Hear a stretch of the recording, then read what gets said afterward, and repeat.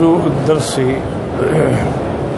التعلیمات للمؤمنین والتحدیدات للکفار والمشرکین، سورۃ الانفال، تفسیر ابن کثیر۔ الحمد للہ رب العالمین، والصلاة والسلام علی اشرف الانبیاء وسید المرسلین، سیدنا محمد وعلی آلہ واصحابہ اجمعین۔ اللہم صل علی سیدنا محمد وعلی آل سیدنا محمد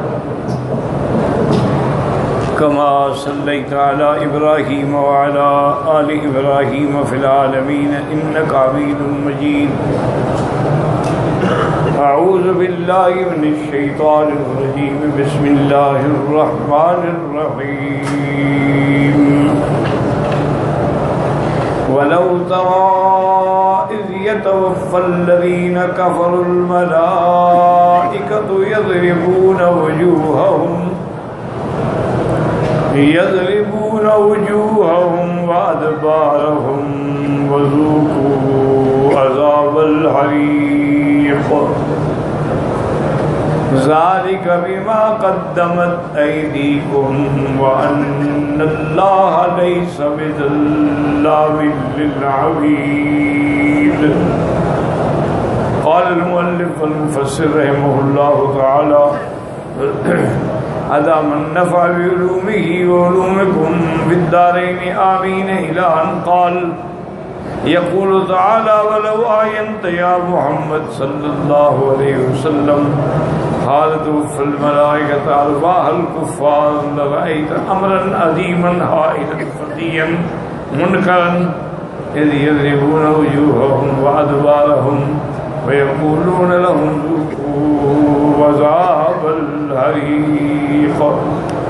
ان آیات میں اللہ پاک فرماتے ہیں کہ میرے محبوب صلی اللہ علیہ وسلم، اگر آپ دیکھتے کہ کافروں کا روح کس طرح نکالتے ہیں فرشتے، تو آپ حیران ہوتے کہ کتنا بڑا ہی عظیم اور خطرناک اور ڈراؤنا عمل ہے۔ اس کیفیت میں تھے کہ یضربون وجوہہم وادبارہم، ان کے منہ پر بھی مارتے ہیں اور ان کی پشت پہ بھی مارتے ہیں اور کہتے ہیں ذوقوا عذاب الحریق، چکھو جہنم کا عذاب۔ قال ابن جریج عن مجاہد ادبارہم، استاہم، ان کو پیچھے سے مارتے تھے، ان کی سرینوں پہ مارتے تھے۔ قال یوم بدر، یوم بدر کا قصہ ہے۔ قال ابن جریج قال ابن عباس اذا اقبل المشركون بوجوههم الى المسلمين ضربوا وجوههم بالسيوف واذا ولوا ادركتهم الملائكه يضربون ادبارهم۔ اور ایک قول حضرت ابن عباس کا یہ بھی ہے، فرماتے ہیں اذا اقبل المشركون، جب کافر آئے تھے مسلمانوں کے خلاف لڑنے کے لیے مقام بدر میں، تو ان کے چہروں پہ اور منہ پہ تلواروں پر ہم مارے گئے، اور جب وہ بھاگے تو پھر فرشتوں نے ان کو پشت پر بھی مارا۔ وقال ابن ابی نجیح عن مجاہد فی قوله اذ يتوفى الذین كفروا الملائکۃ یضربون وجوہہم وادبارہم یوم بدر، یعنی یہ بدر کا واقعہ ہے۔ وقال وکیع عن سفیان الثوری عن ابی ہاشم اسماعیل بن کثیر عن مجاہد وعن شعبۃ عن علاء بن مسلم عن سعید بن جبیر یضربون وجوہہم وادبارہم قال واستاہم، فرشتے ان کو آگے سے بھی مارتے ہیں، پیچھے سے بھی مارتے ہیں۔ ولکن اللہ یکنی، اللہ تبارک و تعالی نے کنایے میں بات بیان فرمائی ہے۔ وقضا قال عمر رضی اللہ تعالی عنہ مولا افرط، وعن الحسن البصری رحمہ اللہ تعالی قال قال رجل یا رسول اللہ انی رأیت بظہر ابی جہل مثل الشوک، اس نے آ کے حضور سے فرمایا کہ یا رسول اللہ صلی اللہ علیہ وسلم، میں نے ابھی جہل کی پشت میں ایسے دیکھا جیسے کسی نے کانٹے دار جھاڑی سے مارا ہو۔ تو اس کے بعد حضور فرمایا ذاک ضرب الملائکہ، حضور نے فرمایا یہ فرشتوں نے مارا ہے اس کو. رواہ ابن جریر وهو مرسل وهذا السیاق وان كان سببه وقعة بدر. ویسے سیاق کا تقاضا تو یہ ہے کہ سبب اس کا قصہ بدر ہے، لیکن حکم عام ہے. ولكنه عام في حق كل کافر، ہر کافر کے ساتھ ہی ہوتا ہے. ولہذا لم يخصص تعالی بأہل بدر، اللہ نے تخصیص نہیں بیان فرمائی ہے، بلکہ جو بھی کافر ہیں ان کا یہی حشر ہوتا ہے. بل قال تعالی ولو ترى اذ يتوفى الذين كفروا الملائكة يضربون وجوههم وأدبارهم وفي سورة الكتاب كتاب إسراء وتقدم في سورة الأنعام قوله ترى إذ المجرمون في غمرات الموت سكرات الموت والملائكة باسطوا أيديهم أخرجوا أنفسكم. اور فرشتے ہاتھ بڑھا کے ان کے روحوں کو نکالتے ہیں. اے پیسے تو باسطوا أيديهم بضربهم، مارتے ہیں ان کو. فيهم بأمر ربهم إذا استصعبت أنفسهم وامتنعت من الخروج من الصالحين تخرج قهرا، کیونکہ وہ اگر آسانی سے نہیں نکلتے روح ان کی تو قہرن اور جبرن نکالا جاتا ہے. وذلك إذا بشروهم بالعذاب والغضب من الله، اور جب ان کو پتہ دیا جاتا ہے اللہ کے ناراضگی کا، اللہ کے عذاب کا، اب وہ کوشش کرتے ہیں میں نہ نکلوں. كما في حديث البراء رضي الله عنه أن ملك الموت إذا جاء الكافر عند احتضاره في تلك الصورة المنكرة، کہ جبریل جب آتے ہیں اور ایسے ملک الموت جب آتے ہیں کافر کے روح نکالنے کے بڑی خطرناک شکل بنا کے آتے ہیں اور فرماتے ہیں اخرجی ایتها النفس الخبیثۃ الی سموم وحمیم وذل من یحموم. اور کافر کو کہتے ہیں کہ اے نفس خبیثہ چلو اب تم گرم ہواؤں کے لیے کھولتے ہوئے پانی اور گرم دھوئیں کی سائے کے نیچے یا جہنم کی صفتیں ہیں. فتتفرق فی بدنہ فیستخرجونہا من جسدہ، تو وہ سارے بدن میں پھیل جائے میں کسی طرح نہ نکلوں، لیکن پھر وہ سختی سے نکالتے ہیں. کما یخرج الصفود من الصوف المبلول، جیسے کہ اون ہو اور وہ بھی گیلی ہو، اس میں کانٹے دار جھاڑی پھنسا دو پھر بڑی مشکل سے نکلتی ہے، ان کا روح بھی اسی طرح بڑا مشکل سے نکلے گا. فخرج مع العروق والعصب، حتیٰ کہ ان کے پھر آنکھ جو رگیں ہیں اور پٹھے ہیں وہ بھی روح کے ساتھ نکل آئیں گے.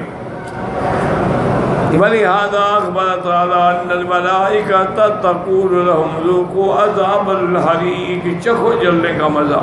وقوله تعالی ذلك بما قدمت ایدیکم، اے هذا الجزاء بسبب ما عملتم من الاعمال السیئات فی حیاتکم الدنیا. یہ سزا کیوں ہے؟ تمہارے اعمال کی ہے جو تم نے دنیا میں برے عمل کیے، اس کی سزا ہے. جزاکم اللہ بہذا هذا الجزاء، اللہ اس کا بدلہ دے رہے ہیں، سزا دے رہے ہیں. وان اللہ لیس بظلام للعبید لا یظلم احد من خلقه بل هو الحکم العدل الذی لا یجور تبارک وتعالی وتقدس وتنزہ الغنی الحمید. اللہ پاک اپنے بندوں پہ ہرگز ظلم نہیں کرتے ہیں، اللہ حکمت والے ہیں، اللہ عدل فرماتے ہیں، کسی پہ ظلم نہیں کرتے ہیں. اللہ کی ذات ہر اس صفت نقصان سے اور ظلم سے منزہ اور پاک ہے. وہ غنی ہیں، وہ تمام محامد کے مستحق ہیں. ولہذا جاء فی الحدیث الصحیح عن مسلم رحمہ اللہ تعالی من روایت ابی ذر رضی اللہ عنہ عن رسول اللہ صلی اللہ تعالی قل یا عبادی انی حرمت الظلم علی نفسی. صحیح حدیث میں اللہ فرماتے ہیں کہ میرے بندے میں نے اپنے اوپر بھی ظلم کو حرام کر دیا ہے، تو خبردار کسی پر ظلم نہ کیا کرو.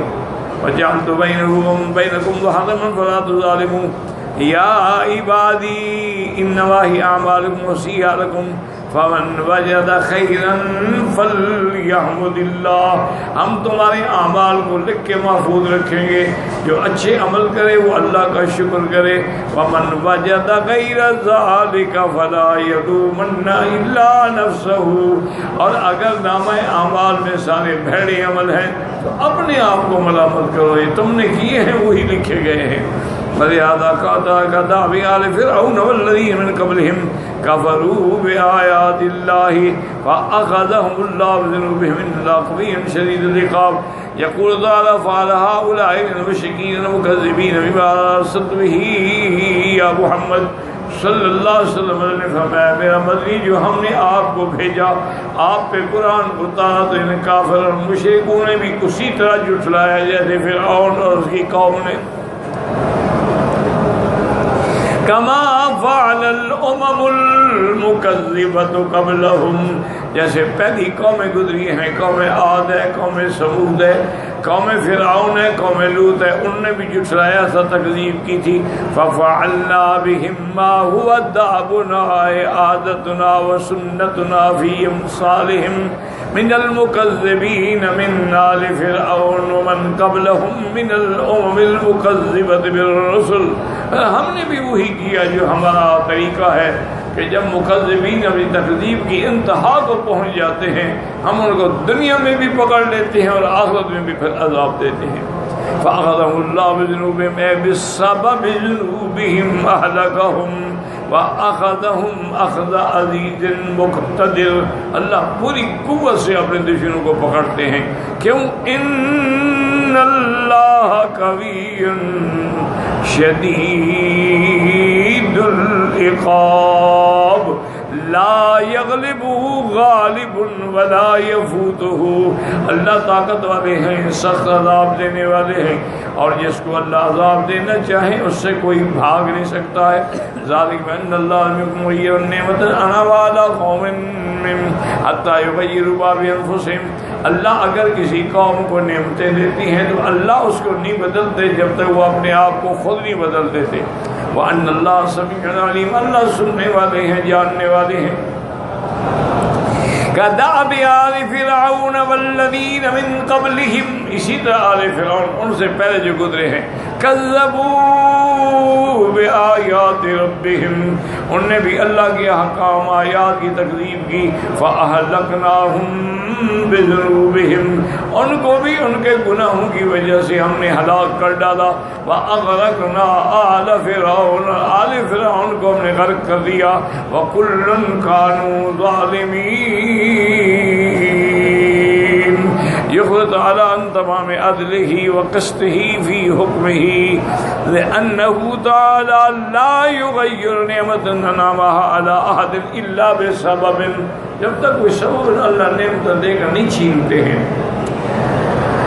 سبب ذنب ارتکبہ كقول ان اللہ لا یغیر ما بقوم حتی یغیروا ما بانفسہم. وَإِذَا أَرَادَ اللَّهُ بِقَوْمٍ سُوءًا فَلَا مَرَدَّ لَهُ وَمَا لَهُم مِّن دُونِهِ مِن وَالٍ. اور پھر جب اللہ فیصلہ کر لے کسی کو عذاب دینے کا پھر کون ٹال سکتا ہے. كَدَأْبِ آلِ فِرْعَوْنَ كَصُنْعِهِ بِآلِ فِرْعَوْنَ وَأَمْثَالِهِمْ. جیسے ہم نے ان کے ساتھ کیا ان کے ساتھ بھی کریں گے.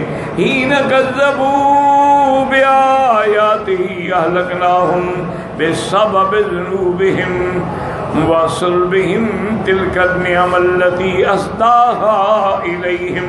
ہم نے ان کے گناہوں کی وجہ سے ان کو ہلاک کر ڈالا اور جو نعمتیں دی تھی ہم نے وہ بھی چھین لی.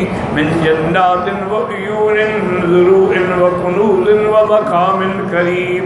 ہم نے جو ان کو باغ دیے تھے چشمے دیے تھے کھیتیاں دی تھی خزانے دیے تھے اور بڑی بہترین شان والی مقام دیا تھا. وَنَعْمَةٍ كَانُوا فِيهَا فَاكِهِينَ. ہم نے ان کو نعمتیں دی اسی کے اندر وہ لطف اندوز ہو رہے تھے. وَمَا ظَلَمَهُمُ اللَّهُ فِي ذَلِكَ بَلْ كَانُوا هُمُ الظَّالِمِينَ. اللہ کسی پہ ظلم نہیں کرتے بلکہ وہ اپنے جانوں پہ خود ظلم کرتے ہیں.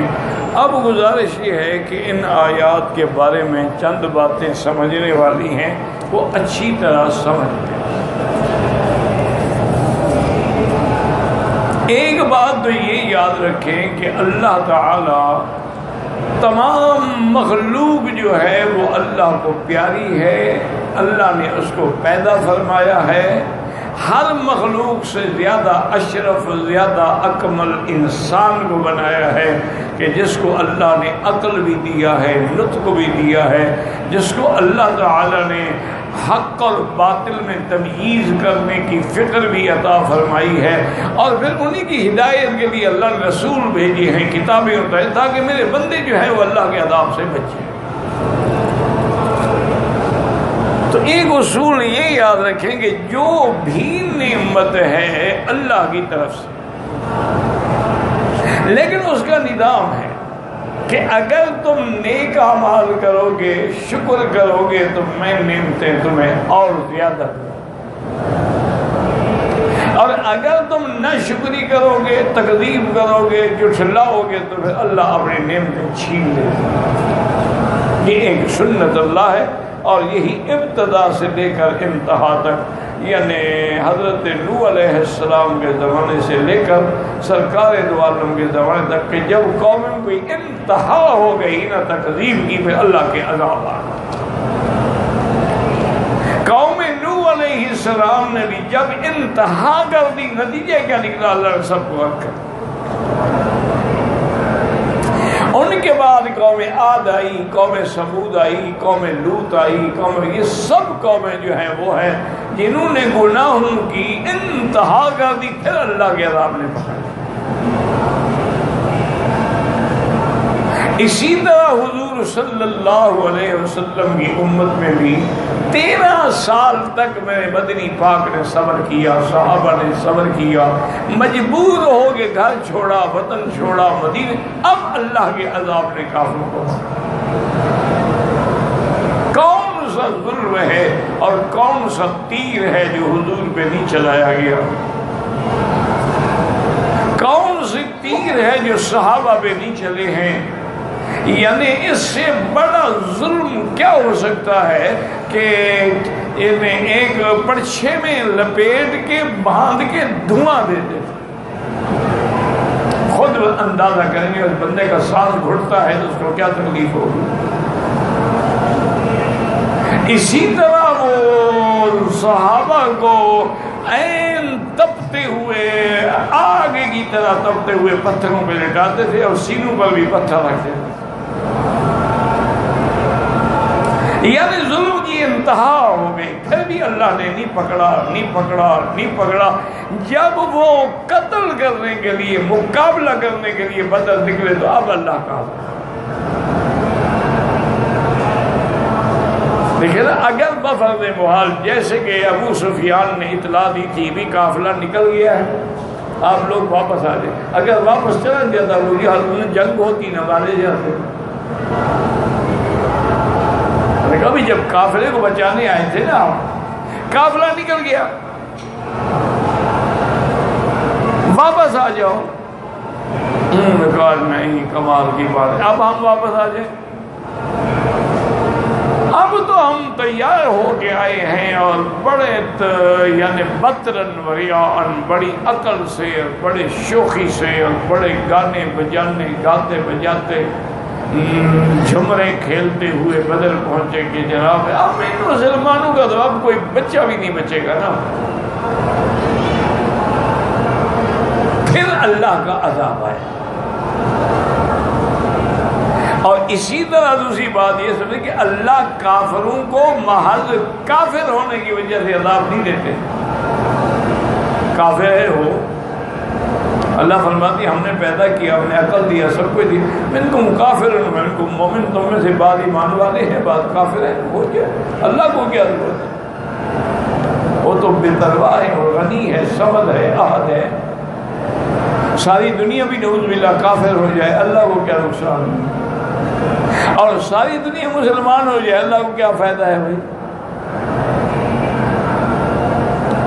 تو ایک اصول یاد رکھیں کہ کافر کو کفر کی بنا پہ کبھی اللہ نے نہیں پکڑا، وہ آخرت میں فیصلہ ہوگا جہنم۔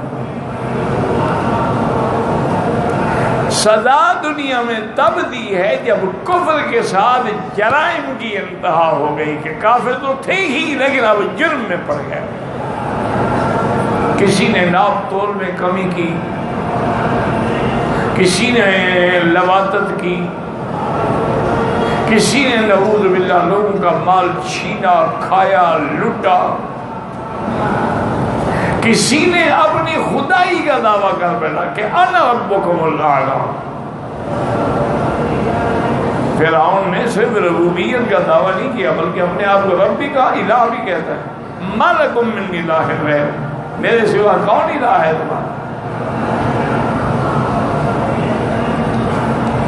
پھر اللہ کا عذاب آیا اور اللہ نے پھر ان کے نام و نشان مٹا ڈالے اور عبرت بن گئے قیامت تک کے لیے کہ اب بھی اگر آپ جائیں تو نشان موجود ہیں، ان کے گھر موجود ہیں، پہاڑ موجود ہیں، حتیٰ کہ جہاں قوم لوط کو غرق کیا گیا تھا بحر المیت، وہ بھی ابھی تک موجود ہے۔ غرق کا معنی کہ ان کو اٹھایا گیا، الٹا کیا گیا، نیچے سے پانی نکل آیا۔ آج بھی اس پانی میں کوئی چیز زندہ نہیں رہ سکتی۔ اور اسی طرح یہ بھی یاد رکھیں کہ اللہ جب نعمتیں دیتے ہیں تو ایسے نہیں کھینتے ہیں کسی سے جب تک وہ گناہوں سے انتہا نہ، جب وہ اللہ کی نعمتوں کو اللہ کی نافرمانی میں خرچ کرے تو پھر ایک دن پکڑا جائے۔ اللہ نے آنکھیں دی قرآن پڑھنے کے لیے، تم لوگوں کی عورتوں کو دیکھتے ہو۔ اللہ نے پاؤں دیے تھے نماز کے لیے چلنے کے لیے، تم میں خانے اور میں کدو میں جاتے ہو۔ اللہ نے ان میں ہاتھ دیے تھے کہ ان کے ساتھ تم ہاتھ باندھ کے میرے دروازے پہ کھڑے ہو کے عبادت کرو گے اور تم غیروں کو پکڑتے ہو، غیروں کے مال چراتے ہو۔ تو پھر اللہ کے عذاب آتا ہے، ایسے عذاب نہیں آتا۔ ایک ہے اصل عذاب، وہ جہنم کا عذاب، قیامت کا عذاب ہے۔ اس کا تو ایک فیصلہ یاد رکھنا کہ جو کافر ہے، من مات یشرک باللہ شیئا، اللہ سے شرک کرتے مر گیا، یدخل اور سیدھا جہنم میں جائے۔ حرمہ اللہ علیہ الجنہ، اس کے لیے جنت اللہ نے حرام کر دی، اس کا ٹھکانہ جہنم۔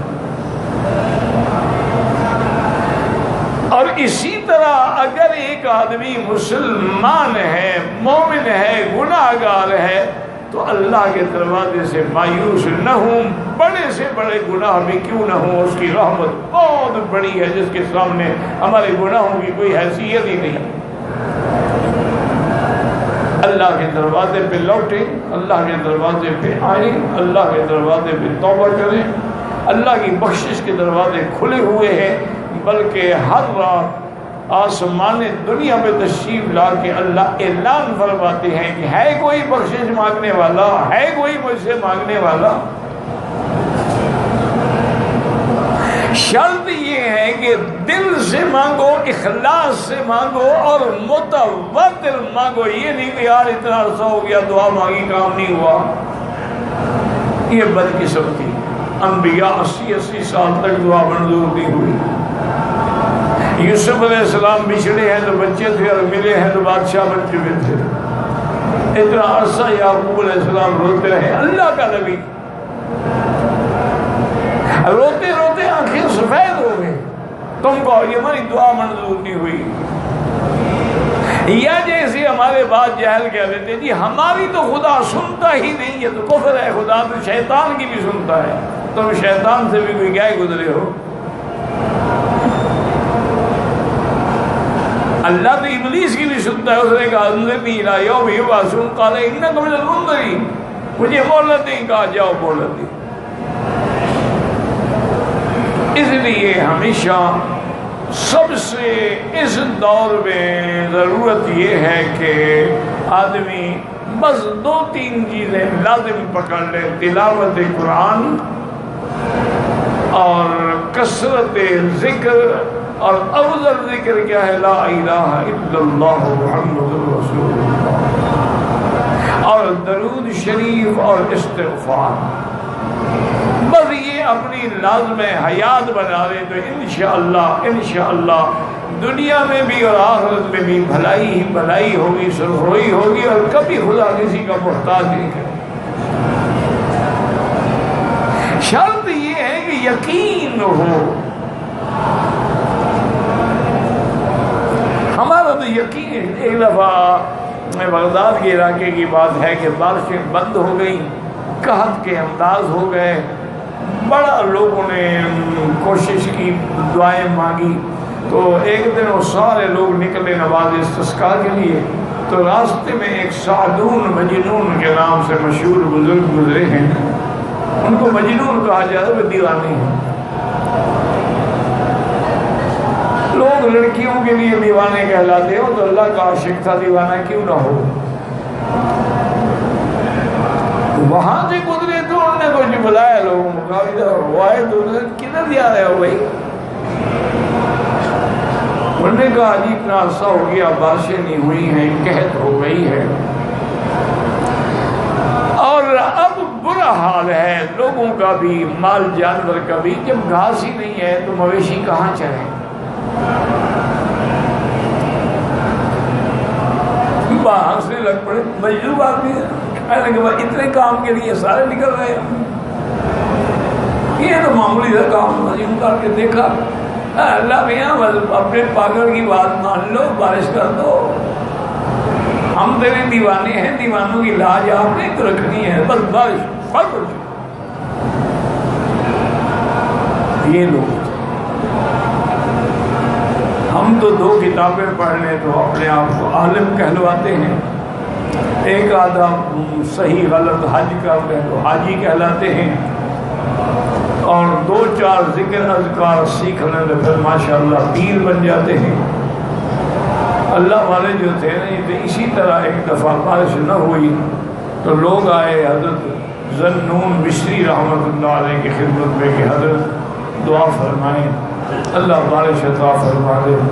کہا اچھا بھائی، جب لوگ چلے گئے تو حضرت ذنون مصری وہاں سے اٹھے اور مصر کی حدود سے باہر آ گئے، کہا اللہ میاں میرے گناہوں کی وجہ سے بارش نہیں آ گئی تھی نا، اب تیرا گناہ گار بندہ تو نکل گیا مصر سے، اب تو رحمت کرو مصر والوں پر۔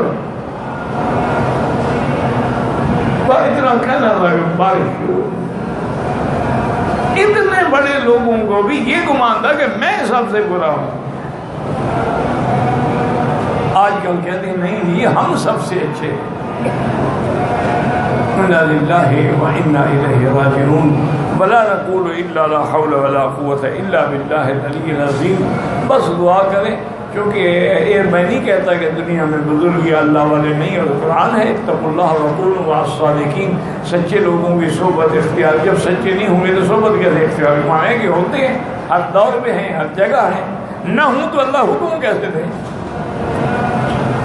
لیکن اس کا آسان حل یہ ہے کہ بس ایک تو قرآن سے دل لگا ہے،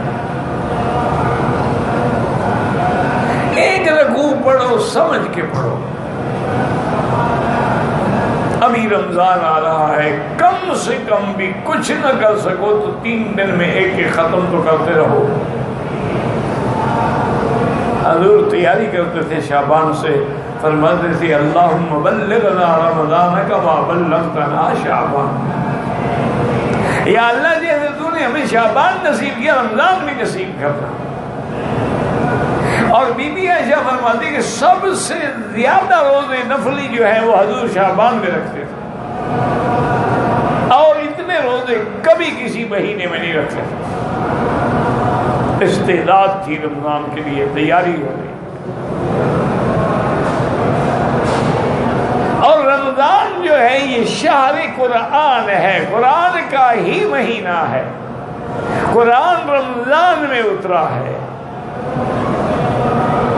تو اللہ تمہیں توفیق دے، کم از کم یعنی اتنا تو کرو نا کوشش کہ 3 دن میں قرآن کا ایک ختم ہو جائے۔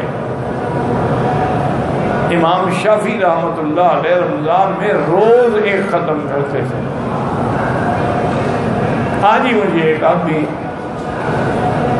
بتلا رہے تھے، ہمارے مدرسے کے مدرس تھے قاری یاسین رحمۃ اللہ، اللہ ان کی قبر پہ کروڑوں رحمتیں فرمائے۔ آج ہی مجھے ایک شیخ دوست ٹیلیفون کا بتایا صاحب کو حضرت یاد ہے؟ میں نے کہا میرا تو وہ دوست تھا، کہتے یاد ہے حضرت اس نے 2 رکعتوں میں پورا قرآن پڑھا تھا نا، کھڑے ہوئے 2 رکعت میں، پہلی رکعت 15ویں پارے پہ، دوسری رکعت بالناس، اور سارے قرآن میں ایک غلطی نہیں لگی، پیچھے 100 حافظ کھڑے تھے، نابینا تھے لیکن اچھا ان کے بھائی بڑا سب بڑے لوگ تھے، فوج کے تھے، افسر تھے، بس یہی ایک قاری بنے۔ اللہ کی شان ہے پھر ہمارے مدرسے میں آگے موت تک وہی رہے، نہ انہوں نے ہمیں چھوڑا نہ ہم نے انہیں چھوڑا۔ تو جن کو اللہ توفیق دیتے ہیں وہ تو روز ایک قرآن کو ختم کرتے ہیں، روز ختم نہ کرو 10 پارے تو پڑھ لو، اچھا 10 پارے نہ پڑھو 3 تو پڑھو، لیکن اگر غلط پڑھتے ہو تو پھر پہلے قاری صاحب کے پاس بیٹھ کے اپنی صورتوں کو صحیح کرو۔ غلط پڑھنے سے ثواب کی وجہ گناہ ہوتا ہے۔ ایک ہے آدمی اٹکتا ہے، پڑھ نہیں سکتا، اس کے لیے تو 2 اجر ہے، لیکن ایک ہے کہ وہ پڑھتا ہی غلط ہے۔ یہ تو اب شکر کرو پاکستان میں، ہندوستان میں، بنگلہ دیش میں اللہ کا شکر ہے بہت قاری بڑے خوبصورت قرآن پڑھنے والے لوگ آ گئے ہیں، ورنہ تو بس یعلمون تعلمون ہی پتہ لگتا تھا رمضان۔ آدھے گھنٹے میں 20 رکعت تراویح بھی ختم، 1 پارہ قرآن کا بھی ختم، وتر بھی ختم، اور لوگ بھی وہی مسجد ڈھونڈتے تھے جہاں امام تیز تیز پڑھے اور پتہ کوئی نہ لگے۔ بھئی اللہ کا حکم پورا ہو گیا، جان چھڑا دی، 20 رکعتیں پڑھ کے آگے آدھے گھنٹے میں۔ ہم نے تو اپنے اکابر کو دیکھا ہے کہ 20 رکعت تراویح پڑھنی ہے، لیکن قاری کے پیچھے کھڑے ہو کے پڑھنی ہے، اور تراویح کے بعد صرف چائے کی پیالی اور پھر اس کے بعد قاری کھڑا ہوتا تھا، سحری تک کم از کم 3 پارے قرآن مجید سنتے تھے۔ بوڑھے آدمی، یہ بھی نہیں ہوئی جوان،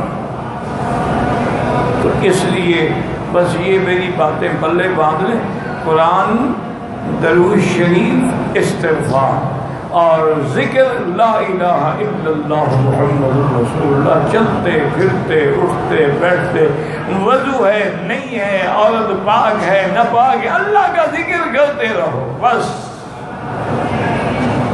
اس ذکر کے اندر اتنی بڑی نعمتیں ہیں کہ اولیاء اللہ کہتے ہیں جو بھی ہم نے پایا اسی ذکر سے پایا۔ ہمارے ایک بزرگ تھے، وہ کبھی کبھی جوش میں آتے نا، کہتے اللہ کے بڑے مزے، جو آئے سو چکھ لے، آؤ چکھو، دور کھڑے ہو کر دریا کا نظارہ کیا کرتے ہو۔ تو اس لیے ان چیزوں کا خیال رکھیں، اللہ آپ کو بھی مجھے بھی رمضان نصیب فرمائے اور اس کے استقبال کی توفیق عطا فرمائے۔ اللہم ارزقنا قیام رمضان و صیام رمضان۔ یا اللہ ہمیں صحیح معنی کے اندر روزہ رکھنے کی، تراویح کی، تہجد کی توفیق عطا فرما، ایمانا و احتسابا خالص تجھ سے ثواب لینے کی۔